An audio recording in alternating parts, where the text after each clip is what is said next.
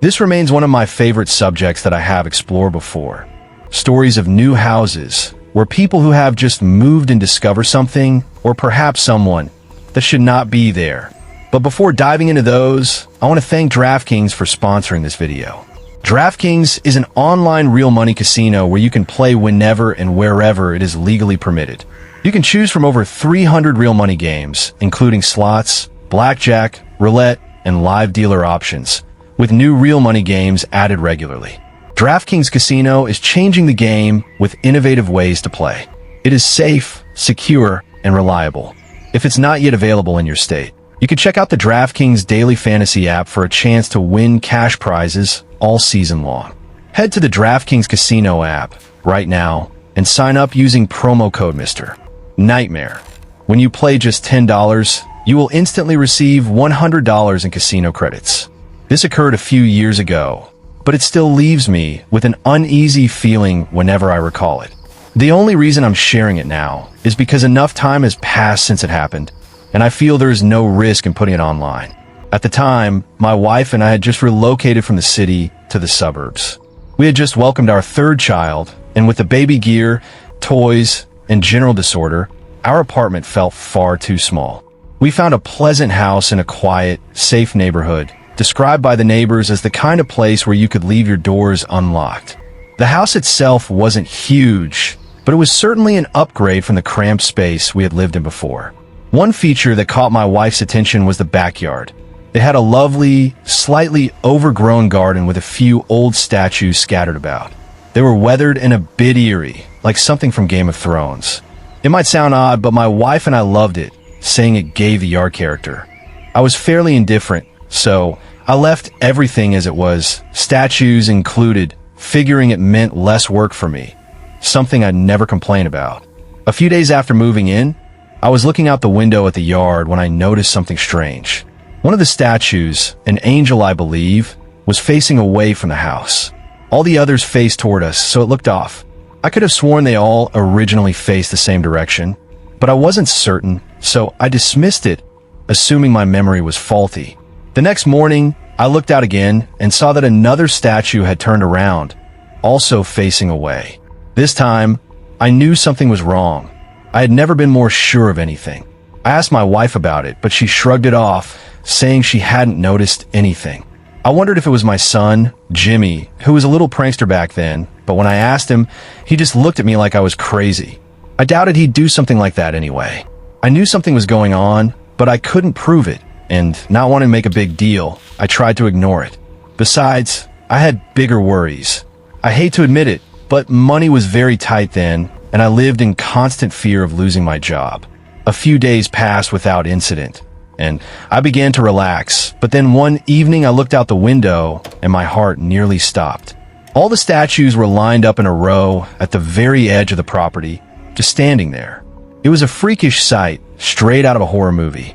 It sounded ridiculous, but I could feel all those eyes on me. My breathing grew shallow. I couldn't decide if it was more scary or bizarre. I went outside for a closer look, trying to make sense of it. Before opening the back door, I nervously scanned the yard to ensure no one was there. It was daylight, but I was paranoid. I finally mustered the courage to go inspect the statues. When I tried to lift one, I realized immediately they were far too heavy for one person to move. I couldn't even budge one. As I was pondering what to do, my wife came outside, and her expression showed she was just as frightened as I was. She suggested maybe neighbors were messing with us, trying to scare the new family, but that made little sense. We had met all the neighbors, and they seemed perfectly normal. Plus, I doubted any sane person would do this to a family with young children. This felt like harassment, not a harmless prank. We ended up calling the police, but as expected, they couldn't do much. They recommended installing security cameras, but we couldn't afford them. I told the officers we would, but internally I was reluctant to take such a drastic step. They left, and I felt somewhat better, though my wife remained extremely shaken. We did our best to hide the situation from our kids. Say what you will, but we didn't want to frighten them. Nothing happened the next day or the day after. I speculated that the police had scared the perpetrator off, which seemed plausible, so we tried to forget about it. even though neither of us felt truly comfortable. I tried to convince myself that my wife was right. Maybe it was just a prank, but that did little to calm my nerves.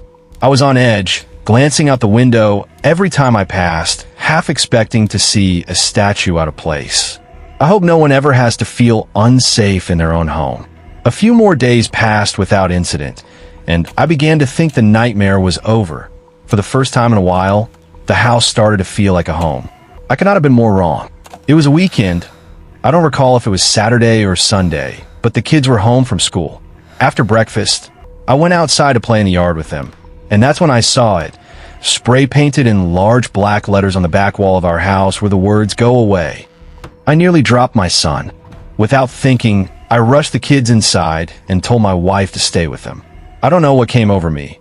I'm not a particularly brave person, but I started sprinting through the garden, screaming threats at whoever had vandalized my house. Adrenaline was pumping, and I was looking for a confrontation, but no one was in the yard. Eventually, I gave up. As I walked back to the house, the adrenaline turned to sheer fear. This was serious. Someone had left a direct message meant to terrify us. They could have meant us harm, and I knew the situation would only escalate. The police came again and took another report, but without leads, there was little they could do. I insisted they stay on the property in case those people returned, but they said they didn't have enough evidence to allocate resources like that. As far as they were concerned, it could have been teenage vandals behind the graffiti. I couldn't believe it. They promised to have a patrol officer nearby, which offered some small consolation. My wife was twice as upset as I was, so I reassured her we'd be okay, even though I was internally panicking. That night, I was in the kitchen when I heard my wife scream from the living room. I ran in to find her by the window, pointing outside. I looked, and my stomach dropped. 5 people were standing in our backyard, each wearing white face coverings. They were dancing around in a strange, jerky manner, almost like puppets. We stood there watching, too shocked to move. It was utterly terrifying. I don't know what they were trying to achieve, but it was the most disturbing thing I had ever witnessed. I snapped out of my daze, grabbed the largest kitchen knife we had, and yelled at my wife to call the police. While she did, I ran out the back door, knife in hand, screaming like a madman. I took one step toward them before instantly regretting it. There were 5 of them and 1 of me, and they could have been armed. Before anything else could happen, I turned and ran back inside like a coward. The knife must have spooked them, though, because they stopped dancing and fled into the garden, out of sight. I told my wife to take the kids and hide upstairs while I guarded the back door in case they tried to break in. By the time the police arrived, the intruders were gone. They conducted a thorough search, but found no trace. That was the final straw. I didn't care about the cost. I bought and installed security cameras the very next day. My wife was hysterical for weeks afterward, begging me to let us move. I told her if one more thing happened, we would, but that doing so would likely ruin us financially. Fortunately, the cameras must have worked because those people never returned and we never had another incident on the property. The scariest part, though, is that we still live in the same house and never received any explanation for what happened.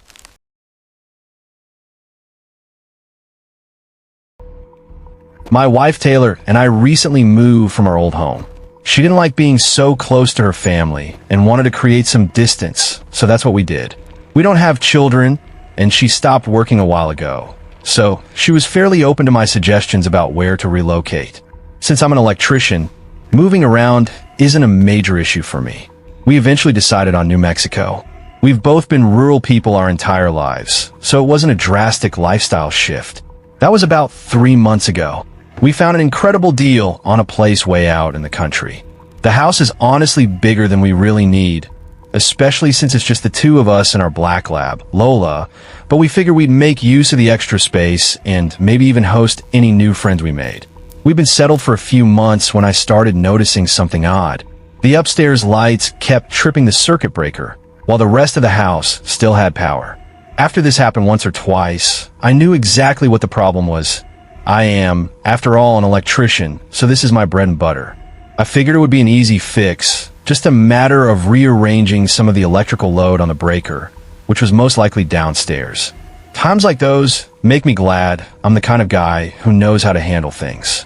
To be honest, I hadn't spent much time in the basement since we moved in. We glanced at it when the realtor showed us the place, but I didn't pay it much mind. Come to think of it, I don't believe I'd been down there even once since then. Anyway, I walked down the stairs to look for the main breaker. The basement was pretty cluttered, more like a storage room than a usable space. Eventually, I found the main panel and started poking around. After about 10 minutes, I pinpointed the load imbalance and decided I'd rewire it when I had more time. I was about to head back upstairs when curiosity got the better of me. Since I was already down there, I figured it wouldn't hurt to look around. After all, this is my house, and it was a little strange that I didn't know every inch of it. Most of the space was filled with old furniture and assorted junk. Nothing particularly interesting, and I concluded that converting it into something usable would be too much hassle. That's when I noticed something odd in the far corner. Behind a stack of old wooden chairs was a large metal door. It wasn't just any door. It looked industrial grade, taller and thicker than normal, like something you'd see on a walk-in safe or a panic room. My first thought was that it might be a tornado shelter, but that seemed like a feature the realtor would have mentioned. I tried to open it, but the handle wouldn't budge. It was locked. I immediately went upstairs and rummaged through the drawer of keys the previous owner had left behind, but none of them worked. I must have tried 15 keys with no luck. I eventually told Taylor about it, and she was just as curious. Somehow, she managed to get us in contact with the previous owners. That phone call is what shifted me from curious to downright concerned. They were odd on the phone, pausing frequently as if carefully choosing their words. Part of me wishes I had recorded the conversation, but hindsight is 20/20ths. When I asked about the door, they grew quiet. Eventually, the wife said it was just a safe room for tornadoes. I mentioned we couldn't use it because it was locked. After another pause, she claimed they'd lost the key and told us to just ignore it. I found that extremely unlikely, given they'd left us keys to other, less important doors. The way she said it gave me a bad feeling in my gut, but there was nothing I could do. We hung up shortly after, as they clearly weren't interested in small talk. Taylor tried to laugh it off, saying I was overthinking, but I couldn't let it go. Over the next few weeks, I'd occasionally go downstairs and just stare at that door, wondering what was inside. I tried every trick I knew from work to open it, but the lock was solid. I gave up for about a week, but curiosity ultimately won. Fast forward to 2 days ago, when things took a wild turn. At my wife's urging, I hired a locksmith. He came over, and after about 30 minutes, I went down to check on him. He told me the lock was unusually complex for a simple panic room. His exact words. I was worried he wouldn't manage it, but to my surprise, he cracked it open after another half hour. I wish he hadn't. Inside, the room was set up like some kind of shrine. Old black and white photographs covered the walls, all marked with strange symbols I didn't recognize. In the center was a chair facing the wall, as if someone had spent a long time sitting there, staring at nothing. In one corner was a cot with crumpled blankets, and the place smelled stale and unpleasant. Then I noticed the trash, empty chip bags, crumpled water bottles. The realization hit me. Someone had actually been staying down there, and not that long ago. I was dumbfounded, but of course it got worse. As I was taking it all in, I noticed a second door on the far right side of the room. It was small and half hidden in the dim light. I opened it and realized it led to a set of stairs that connected to the cellar door outside the house. I felt like such an idiot. I'd never even checked that exterior cellar door, assuming it just led to the basement. In all the time we'd lived here, I had never opened it. My bewilderment soon turned to terror. Someone had literally been living in my house for who knows how long. Things started clicking into place. Since moving in, my wife and I had noticed minor, unexplained things, usually items going missing. Until then, I'd assumed Taylor had misplaced them, which she had a tendency to do. This discovery changed everything. I had to repeat the thought a dozen times. Someone had been living in our house. I didn't know who or why, but I knew I didn't want them coming back. I tried calling the previous owners again, demanding an explanation and even hinting at legal action, but they wouldn't pick up. Either they disconnected their number or simply didn't want to deal with it. Taylor was freaked out, and so was I. That night, I barricaded the interior cellar door with heavy furniture. I found a heavy-duty chain and padlocked it shut for good measure. There was no way I was letting someone sneak back in. The police came, took a full report, and said they'd do their best to contact the previous owners. We even called our realtor, who was horrified and promised to assist the police. That night, as we were getting ready for bed, we heard it, a loud bang on the front door. Lola shot up, barking wildly, and we both froze, staring at each other and listening. After a few minutes, the banging stopped, but then we heard small rocks tapping against our bedroom window. Taylor held on to Lola, and I went to look, despite her begging me not to. I was furious by then, mentally preparing for a fight.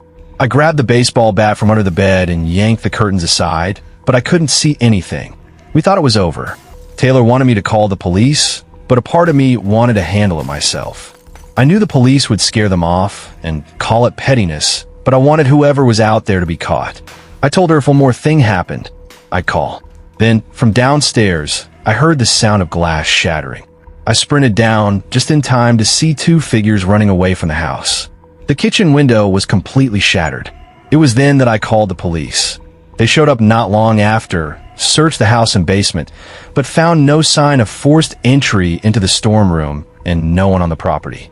Their best guess was that whoever had been living down there was angry about being locked out and decided to come back to scare us. I was both furious and horrified. My wife has been a wreck ever since. The police have escalated things since an actual crime occurred and said they're working on tracking down the previous owners, but that it could take a few days. That was 2 full days ago, and we still haven't been able to get in contact with them. I think the police scared away those squatters, at least for now, as they haven't been back since. I'm actually shocked that something like this could even happen in the first place. If we can't get in contact with the previous owner soon, I have absolutely no idea what I'm going to do. I'm fully prepared to defend myself, but I hope it doesn't come to that.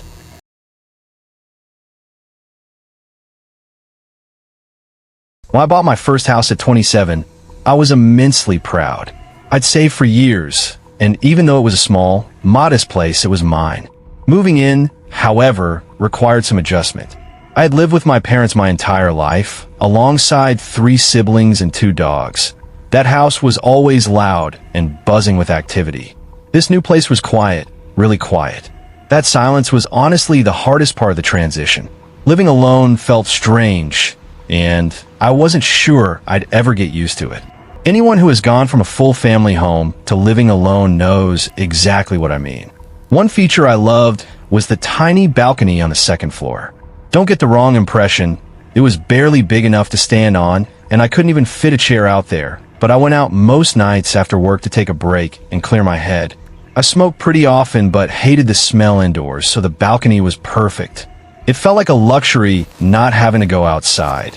I could just step out from the comfort of my own home. To make sense of what happened next, I should describe the layout. My block was pretty standard, with houses adjacent to each other down the street. The back of my house was the same, meaning everyone essentially shared a backyard, if not for the 10-foot-tall fences marking the property lines. From my balcony, I could see over my backyard neighbor's fence, and into his yard, you could see the whole place. After a few weeks, I realized I had met almost all the neighbors except him. Come to think of it, I don't think I had ever seen him.